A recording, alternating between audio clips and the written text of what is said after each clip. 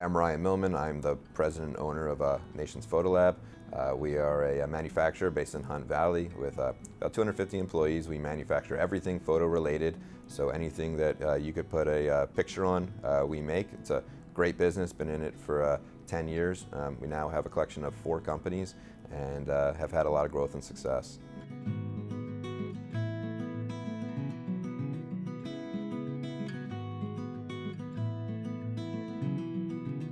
I was the kid sitting in the back of class, not really paying attention in class, trying to write up business models and business plans and figuring out how to one day sort of kind of make it on my own. I came up with an idea. The actual original concept was to do a yearbook for the University of Arizona, but why do a physical yearbook?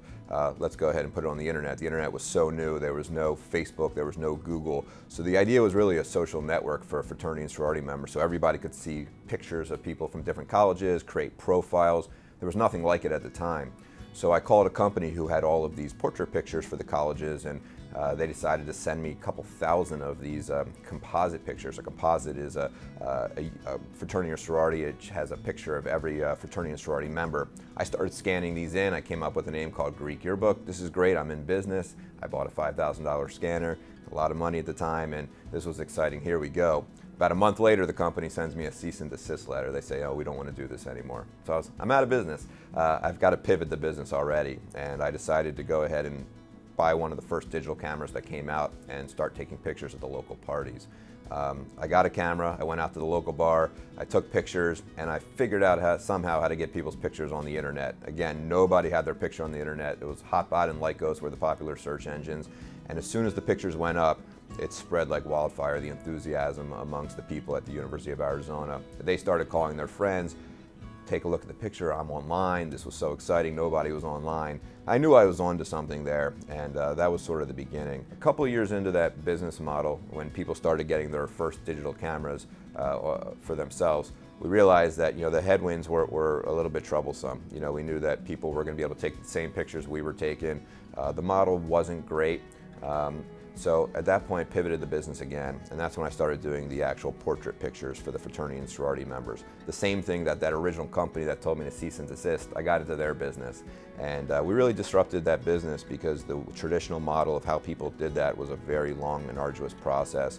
And we got in there, we were a very hip company because we had all this content online, people's pictures, so people knew us. And that model, the first shoot I did, I said to myself, wow, I charged X, I made Y, this business works, it's time to scale. And I scaled that to about 600 universities across the country. And from there, at some point along the way, we were outsourcing all the fulfillment. The fulfillment was quite a lot. People, we would print a lot of pictures for all of these different fraternity and sorority members. We would send pictures home to mom and dad. People would order portrait packages.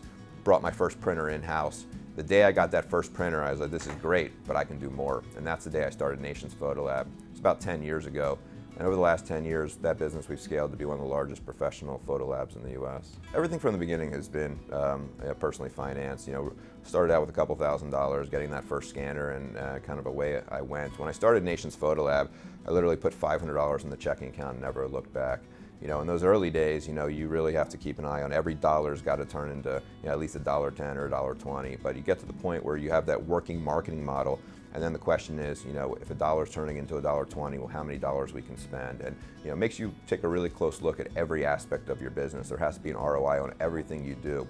And we've stayed true to keeping that model going and keeping that small business mentality as far as the way that we invest our dollars. I'm somebody who, I haven't necessarily trailblazed anything new. I'm not coming out to market with something, that nobody else has done. And that's sort of the world that I'm comfortable in.